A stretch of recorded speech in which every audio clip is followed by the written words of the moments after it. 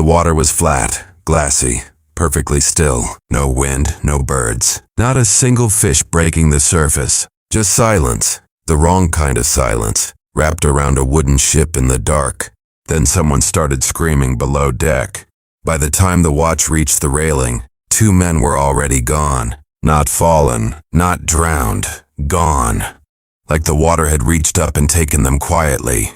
Without struggle, without a splash. And when they searched the deck with torches, they found something that stopped every man cold.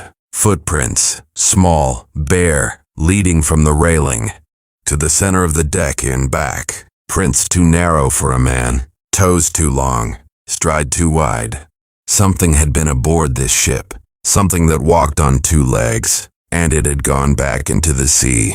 His name was Captain Don Fernando de Salcedo, 53 years old, 31 years at sea, the most decorated active commander in the Spanish Atlantic Fleet. He had survived 3 storms that sank other men's ships, navigated reefs that killed experienced pilots, and crossed the Atlantic 4 times without losing a single man. He had never encountered anything he couldn't explain, until the night of May 8, 1521, in a sheltered bay on the island of La Gomera, when something came out of the water and took his crew. And what he wrote in his official report to the royal governor of Seville was so specific, so detailed, and so impossible to dismiss that the Catholic Church confiscated the document within 72 hours, stamped it with a single word, Secretum, and buried it in a cathedral archive for exactly 400 years. 123 men left Seville on that voyage. 19 came back. So here is the only question that matters right now. What did a 31-year veteran of the Spanish crown witness in those waters, and something so precise, so documented, so corroborated by 3 separate national archives, that the most powerful religious institution on earth decided civilization itself was better off not knowing? The document almost didn't survive. In the spring of 1923, a cathedral annex in Seville caught fire. The damage was contained quickly, but the smoke and water reached a side storage room, where dozens of archival boxes had been sitting, undisturbed for generations. Most of the boxes contained exactly what you'd expect: tax records, land grants, routine ecclesiastical correspondence. A team of archivists was brought in to sort the damaged materials. Salvageable papers on one side, materials destined for destruction on the other.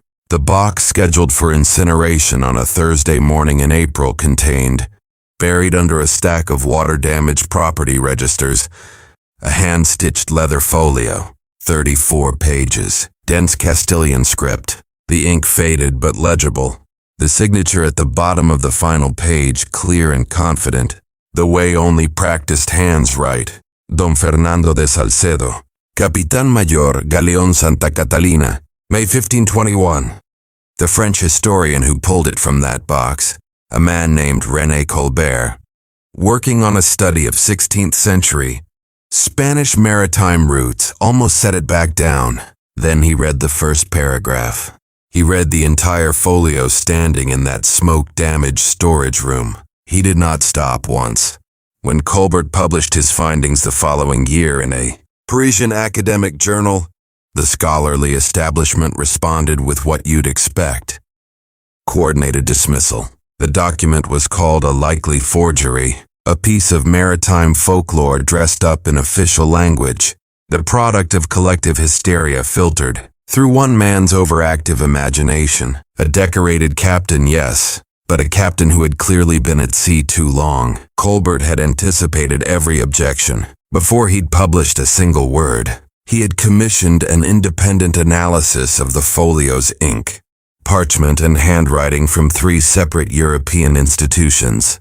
All 3 returned the same conclusion: the document was genuine, produced in the first half of the 16th century, consistent with civilian materials and production methods of the 1510s through 1530s. The captain's signature matched 3 verified samples from other confirmed de Salcedo documents held in the Seville Municipal Archive. The paper's fiber composition matched documented Andalusian production from the same period. The report was real, and then, once word spread that someone had found it, archivists in Lisbon and Amsterdam began quietly flagging documents of their own. A Portuguese caravel operating in the Canary Island waters in 1514. Dutch merchant brig passing through the same archipelago in 1538. Neither incident had received any official follow-up.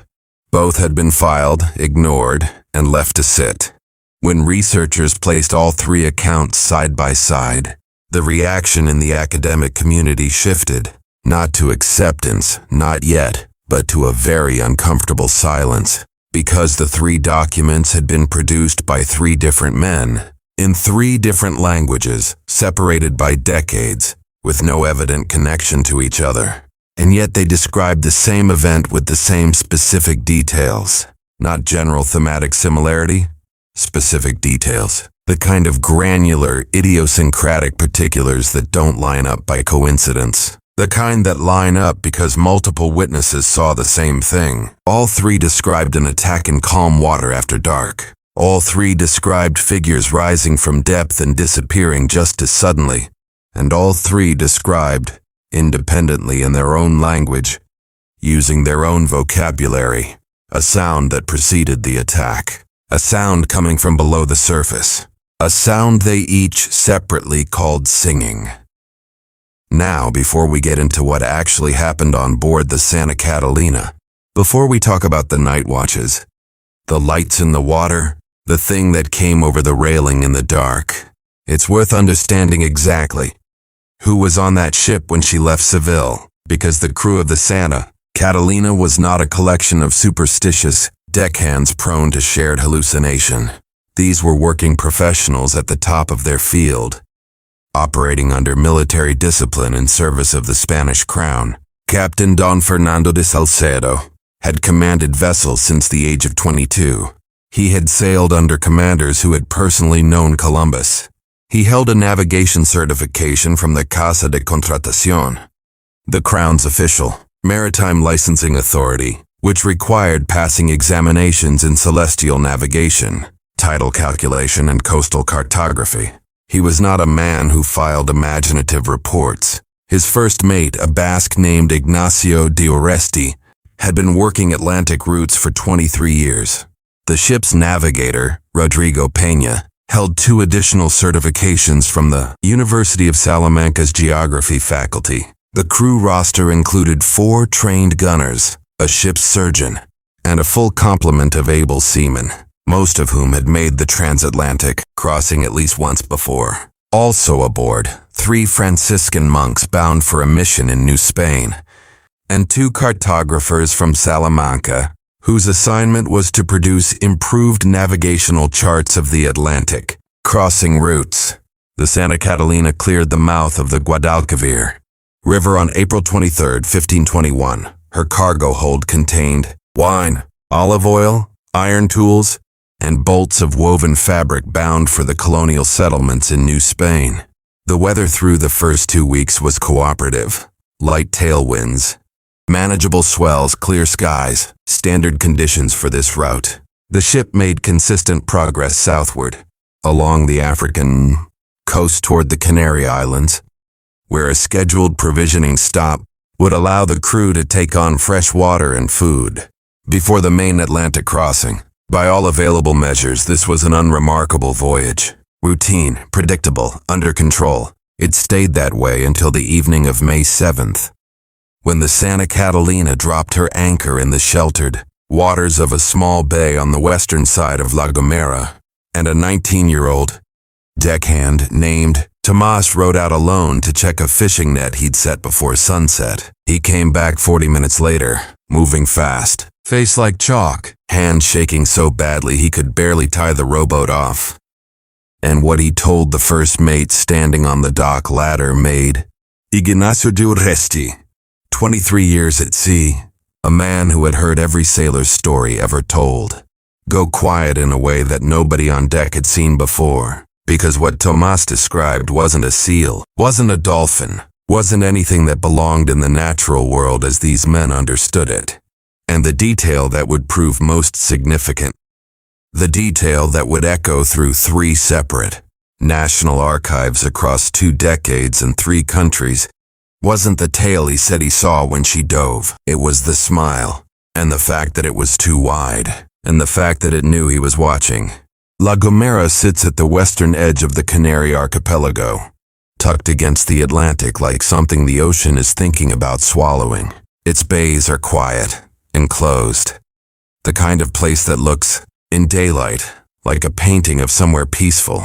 The bay where the Santa Catalina dropped anchor on. The evening of May 7th was called Ensenada de las Sombras by the Spanish settlers who'd been farming the hillside above it for 2 decades, a name that translates, roughly, as the Cove of Shadows. The Guanche, the island's indigenous Berber population, tall and fair-skinned, present on these shores for thousands of years, before Spain arrived, had their own name for it. They didn't use it in front of strangers. They didn't use it much at all. The settlement above the bay was modest. 40-odd Spanish colonists, several extended Guanche families, a small stone chapel. The settlers came down to the water's edge when the Santa Catalina dropped anchor, bringing fruit and dried goat meat and fresh water in clay jugs. The Guanche watched from the high ground with expressions that de Salcedo would later describe in his report as attentive and not warm. At the time, he hadn't understood what that meant. The captain planned a 3-day layover. Minor hull repairs. 3 boards in the lower port section had begun to seep. Resealing of the deck seams. Fresh provisions, rest for the crew. He gave most of the men shore leave for the evening and set a minimal watch. 2 men on deck, rotating shifts. Routine. He had anchored in dozens of bays, like this one across 31 years at sea. Tomas Aguirre had set a fishing net at the mouth of the bay before sunset, hoping to supplement the crew's food supply with fresh catch. He rowed out to check it around the 10th hour of the night, roughly 10 or 11 in the evening. Under a moon 2 days from full, the water was calm. The visibility was good. It was, by every objective measure, a safe and unremarkable errand. He was back at the ship in under 40 minutes, and he went straight to First Mate Oresti. There had been a woman in the water. She had been keeping pace with his rowboat at a distance of about 8 feet, not struggling, not calling out, just swimming alongside him in silence, watching him. Her hair was black and unbound, spreading behind her across the surface. Her skin in the moonlight was the color of old ivory. He had called to her, assuming she was in distress, that perhaps someone had slipped from the rocky shoreline, but she hadn't responded. She had simply held his gaze and smiled, and then she had gone under. And when she went under, Tomas saw what was below the waterline. Not legs, a tail, long, tapered, scaled, reflecting moonlight as it rose and then vanished into the black water below. He described it in his account to Oresti as resembling a very large yellowfin, but attached to the body of a woman who had been watching him with complete, calm, deliberate attention. The crew's response was the only response available to professional sailors in 1521 sustained. Collective mockery. Someone suggested Tomas had gotten into the cooking wine. Someone else started in on a joke about sirens that drew a crowd. First Mate Oresti dissolved it in 30 seconds with the particular authority of a Basque mariner who has had enough. Sent Tomas below. Told the rest of the men that seals and dolphins played every kind of trick in low light, and ordered the deck cleared for the night watch rotation. Captain de Salcedo entered the incident in the ship's log as deckhand reports sighting of large marine animal, likely a cetacean or pinniped, misidentified under poor light conditions. No action required. He wrote something different in his private report. He wrote that the boy was sober, reliable, and not prone to dramatizing. He wrote that the specific detail that unsettled him, not the tale, but the smile, and Tomas's description of it as too wide and too knowing for any animal, lodged in his mind in a way he could not resolve. He spent an hour on the quarterdeck after the crew retired, looking out at the bay. The water held still under the moon. Nothing moved. He told himself it was a seal. He went below. He was still awake 3 hours later. When the night watch changed shifts, and the 2 outgoing men couldn't find the 2 men they were supposed to relieve. The search was immediate and systematic. Every hold, every cabin, the galley, the cargo spaces, the storage lockers, covered within 20 minutes. A boat was lowered and swept, the water around the hull by torchlight in an expanding arc from the bow. The bay out to the headland was checked. It took 2 hours. It produced nothing. No blood, no signs of a struggle. No bodies in the water. What they found was on the main deck. A trail of wet footprints, pressed clean and sharp into the dry wood of the planking. Bare feet, but geometrically wrong. Too narrow across the ball. Toes elongated beyond any human range. Spread in a way that suggested a different relationship between foot and ground than anything that had ever walked on land. The stride pattern was too wide. The weight distribution ran along the outer edge of each print in a way that De Salcedo's surgeon, examining them by lantern light, said he had never seen in 30 years of treating sailors' feet. The trail ran from the starboard railing to the center of the main deck, and back, and stopped at the railing, as if whatever made them had simply stepped off the edge of the ship and back into the water below. With 2 men, De Salcedo doubled the watch immediately. Armed, he gave the order that no man was to approach any railing, alone for any reason. He entered the 2 missing sailors in the log, as lost at sea under uncertain circumstances. He did not write what he suspected. He needed more information first. He went ashore at first light and found the settlement's most senior resident, an elderly colonist named Esteban Molina, who had lived on La Gomera for 32 years and knew every bay, current, and underwater shelf of its coastline. De Salcedo described the footprints, described what Tomas had seen, described his 2 missing men. Molina listened without a word. He was quiet for a long time after.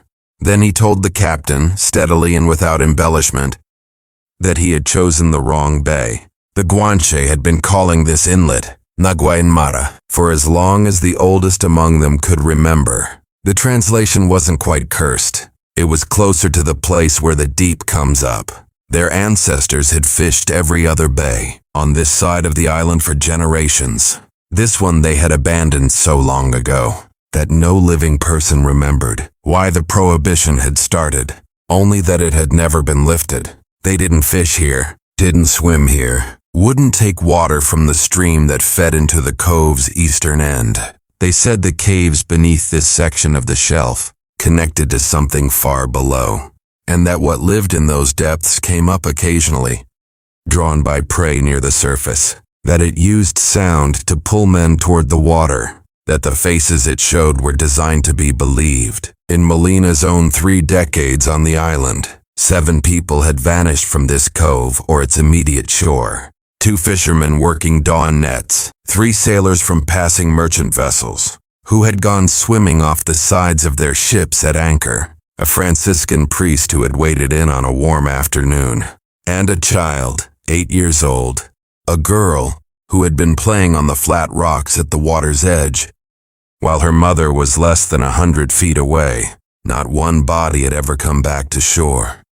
De Salcedo ordered the anchor raised. They would leave before first light the following morning, repairs unfinished.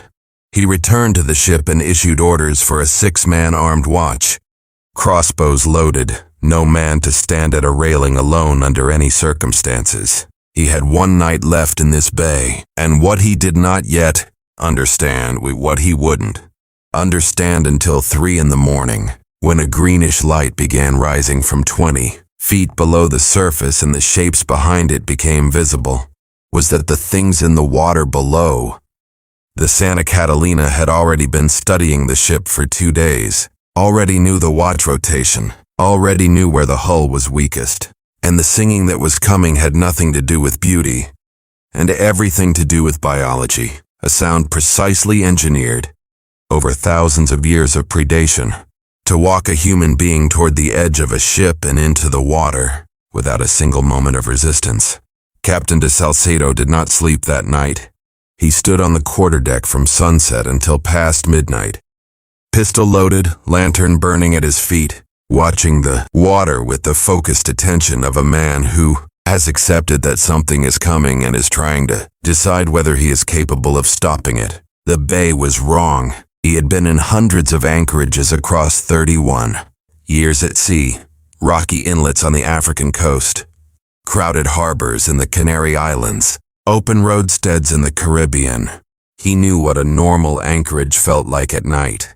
The small sounds, the movement, the organic restlessness of a living sea. What surrounded the Santa Catalina on the night of May 8th was something different. Not quiet in the way of calm weather. Quiet in the way of held breath. No seabirds. Not a single gull calling from the cliffs above the bay. No fish breaking the surface. The creak of the rigging seemed too loud, without the background noise of a living sea to absorb it. The water around the hull reflected the moon without a ripple. Flat and silver and absolutely still, as if the bay itself were waiting for something. 6 men on watch instead of the standard 2. All armed. De Salcedo had placed them in pairs, bow, stern, and midship, with orders to call out immediately at any sign of movement in the water, to keep their backs to the mast when possible, and to under no circumstances lean over the railing to look at anything below the waterline. First Mate Oresti walked the main deck in a continuous circuit, pike in hand, checking on each pair every quarter hour. The 3 Franciscan monks had not come up from below since sunset. The sound of their prayers was faint but continuous through the deck planking, which the crew, to a man, found more reassuring than they would have been willing to admit. At 10 minutes before 3 in the morning, the bow watch called out in a low, controlled voice. Lights in the water. De Salcedo reached the bow railing in under 20 seconds. What he saw would occupy 3 full pages of his report, and he would apologize in the text for the inadequacy of his description.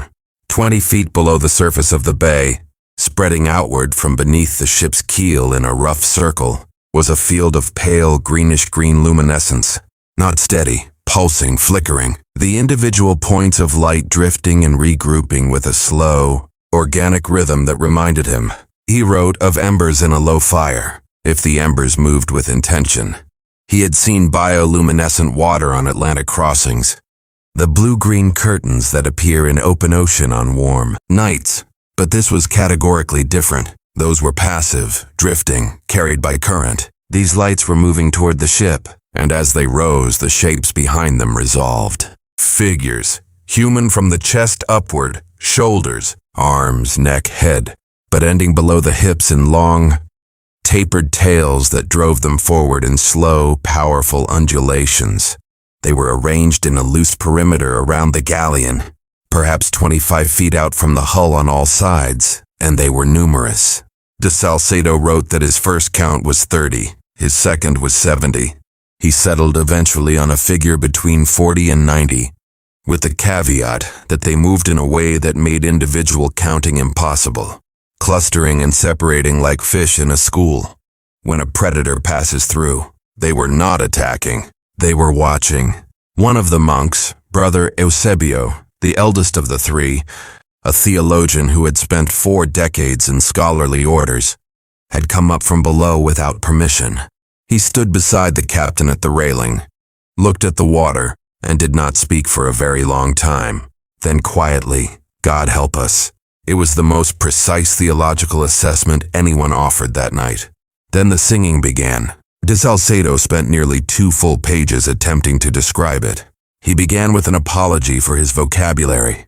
It started as a single voice, high and clear, with a tonal quality he had never encountered in any European musical tradition, in any church or concert hall or tavern in 30 years of travel. Clean in the way of a bell, but with an undertone that operated below the range of clean sound, something he described as felt in the chest before it reaches the ear.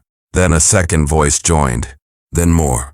Overlapping, layering, building in a structure that was neither the trained harmony of liturgical choir music, nor the chaotic texture of a crowd, but something in between that carried the deliberateness of music without being music, more organized than sound, more penetrating than language. It came from all directions simultaneously, from around the ship and increasingly from beneath it, vibrating through the hull planking, rising through the deck boards, entering the body from below rather than through the ears alone.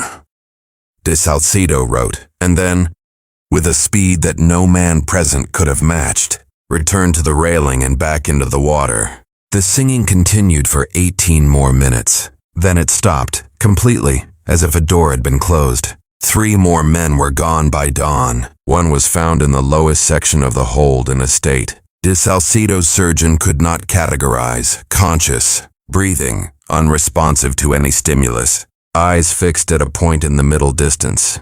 He didn't speak for 2 days. When he finally did, he would not describe where he had been. The other 2 were never found. And here is the piece of this that the church found most alarming when they read De Salcedo's report.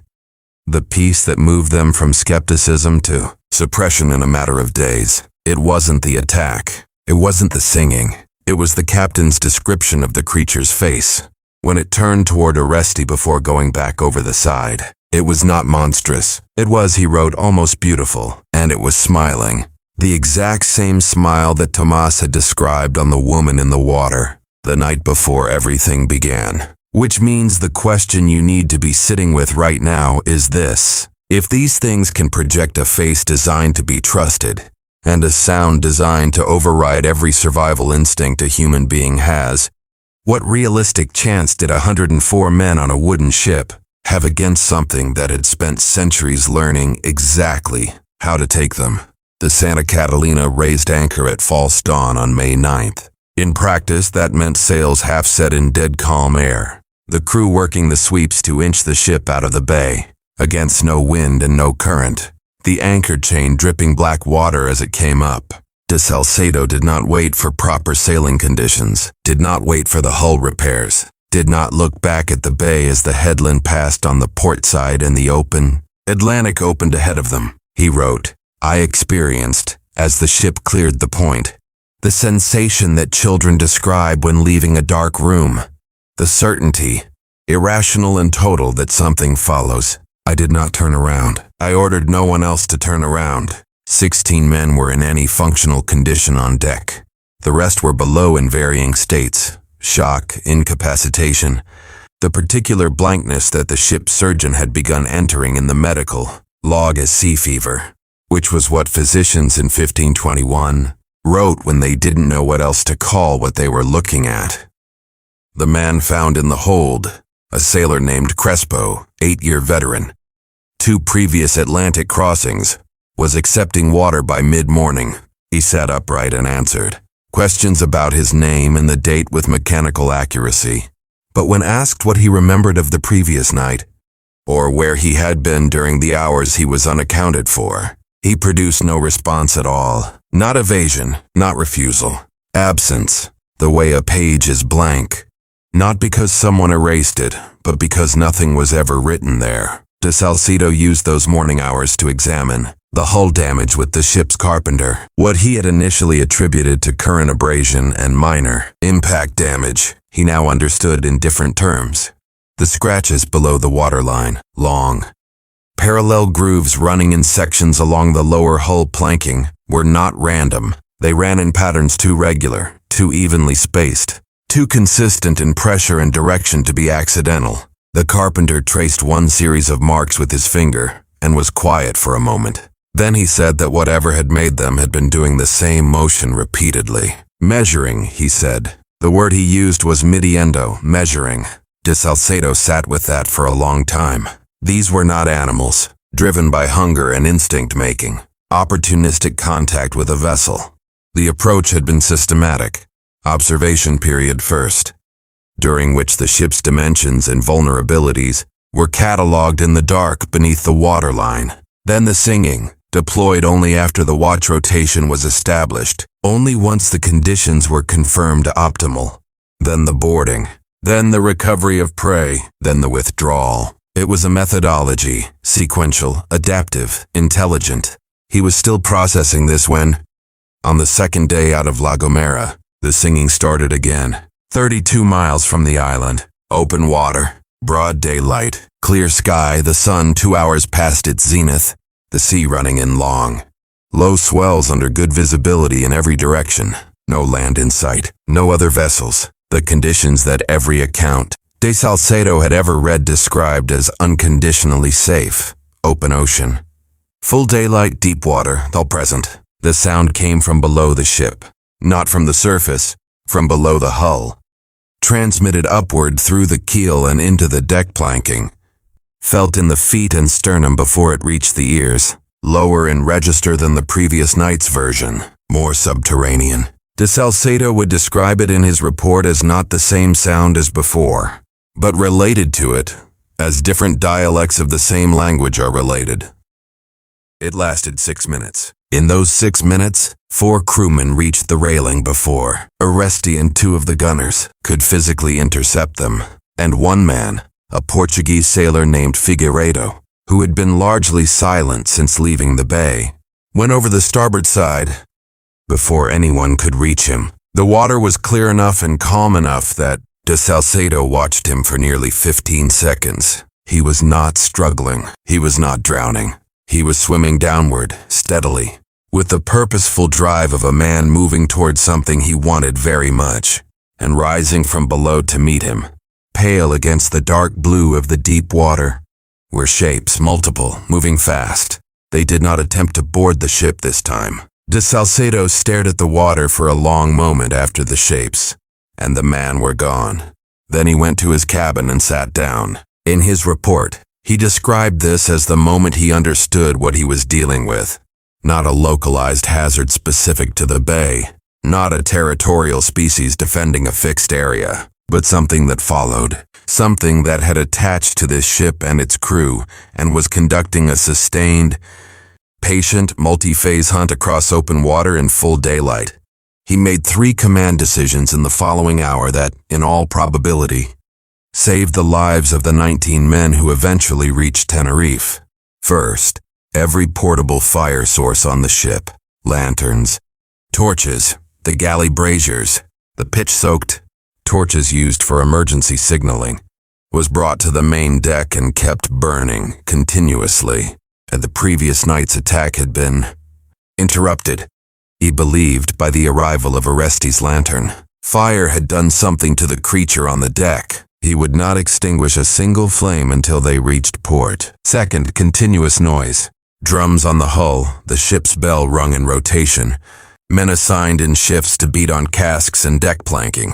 He had observed that the singing required a baseline of quiet to function, or more precisely, that it seemed to require the listener to be reachable, and that noise disrupted whatever mechanism carried it to the brain. He would give it nothing to work with. Third, no one approached any railing for any reason.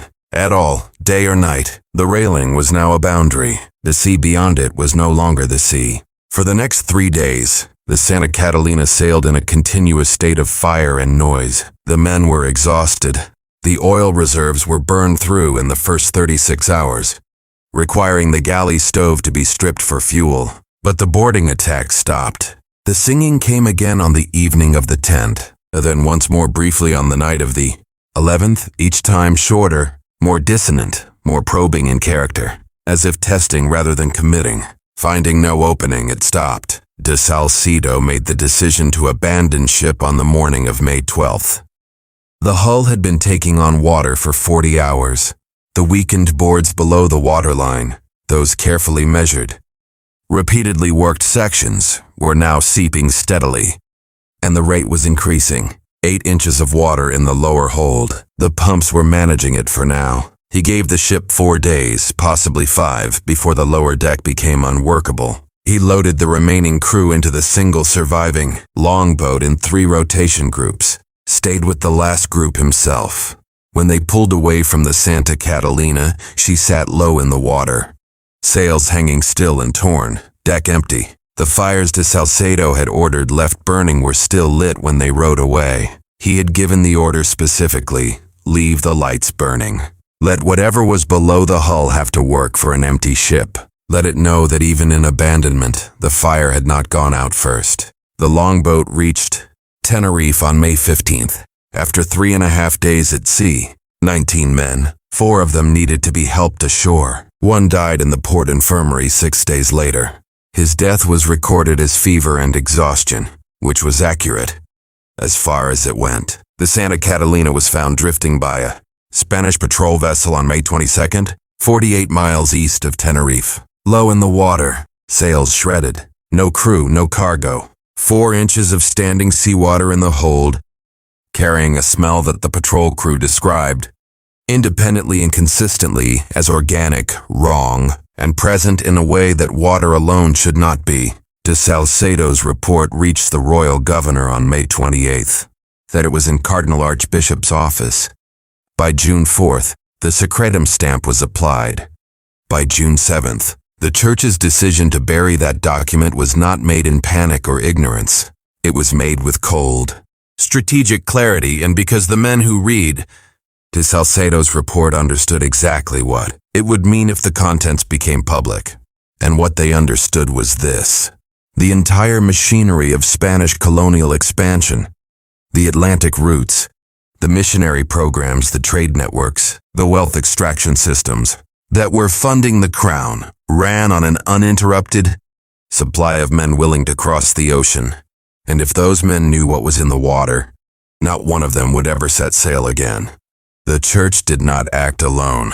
The decision to seal De Salcedo's report was the product of a specific conversation between senior ecclesiastical authorities in Seville and representatives of the Spanish crown, a conversation that, based on the timetable of events, took place in the 48 hours between the report's receipt and its classification. The Secretum stamp required sign-off at the Cardinal Archbishop level. That level of authorization, obtained that quickly, does not happen without political pressure from above. The calculation was straightforward. The Spanish maritime empire in 1521 was the largest, most complex, most economically productive enterprise in European history. The Canary Islands sat at the fulcrum of it.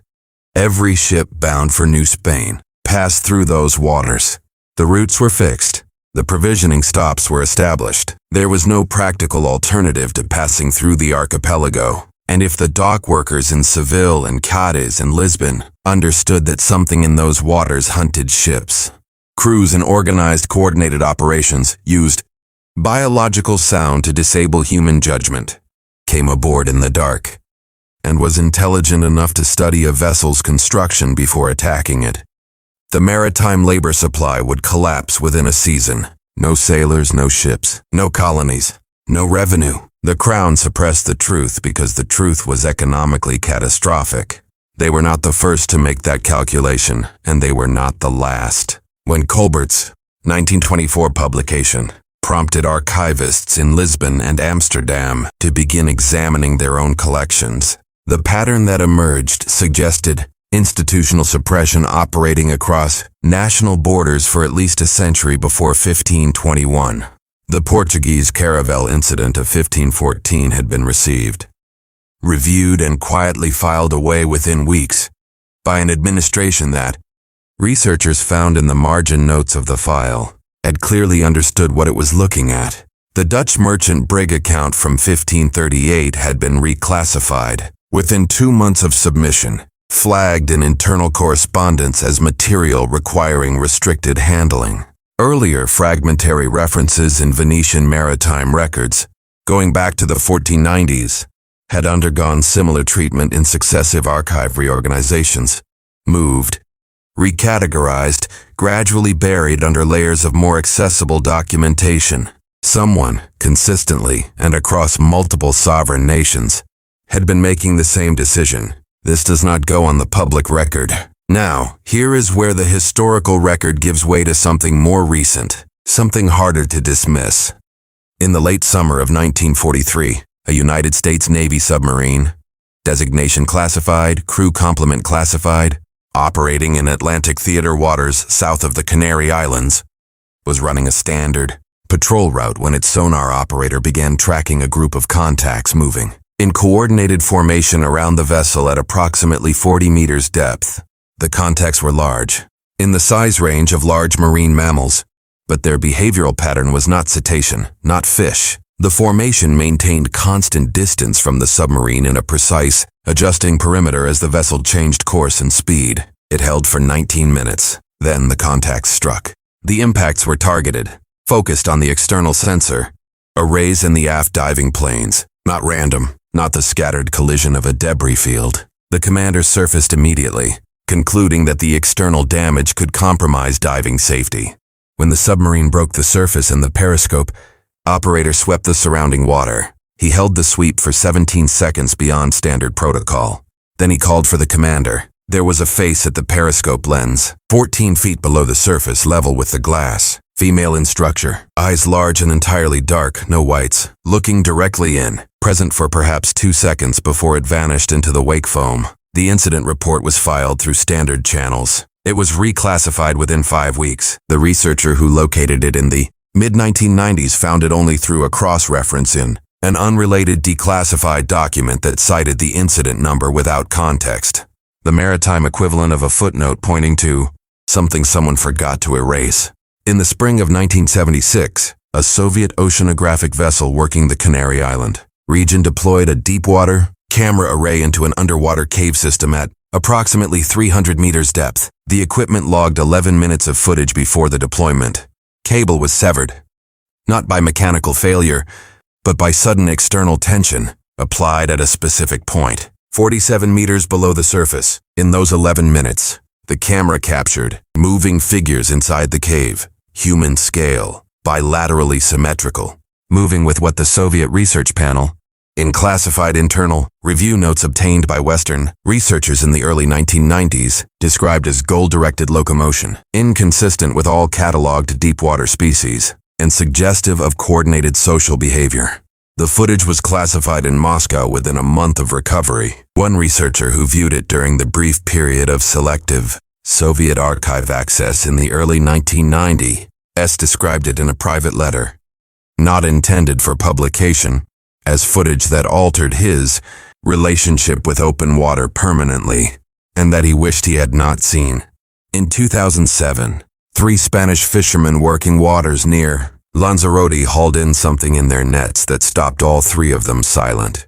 The upper portion of a body, human in basic architecture, with recognizable shoulder structure and arms. The lower portion a finned tail, badly decomposed at the junction, but structurally coherent enough to be photographed from multiple angles on a mobile phone. The fishermen called local police. They photographed the find 3 times over before the authorities arrived.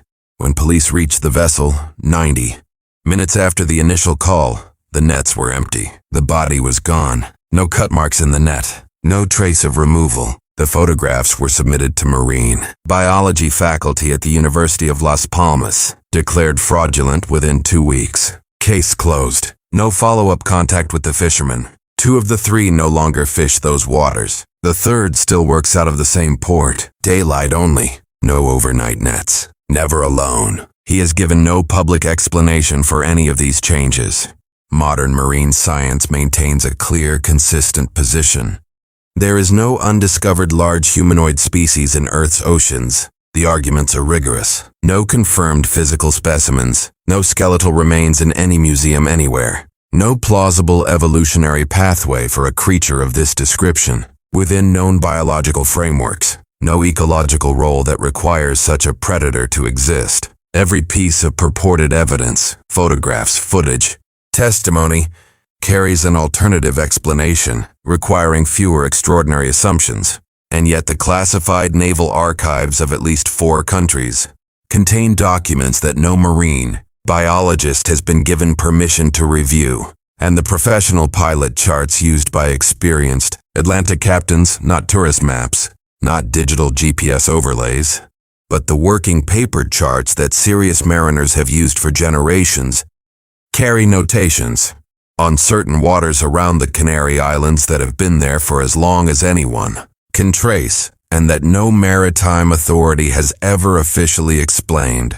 And Captain Don Fernando de Salcedo, 31 years a veteran of the sea, A man who had seen everything the Atlantic could produce across 3 decades of professional service, spent the remaining 23 years of his life unable to sleep in any room where the sound of the ocean was audible, which leaves only this. What did he see in those 11 days that was so specific and so impossible to explain away, that a man of his experience and discipline chose to spend the rest of his life running from the sound of water? And why, 500 years later, do old fishermen on La Gomera still lock their doors on quiet moonlit nights and refuse to explain to outsiders exactly why? If this one got under your skin, that's the point. Subscribe and hit the bell so you don't miss the next one. Every week we pull something out of the archive that someone, somewhere decided the world didn't need to know about. They were wrong, and you deserve the full picture. Hit subscribe. We'll see you where the deep water starts.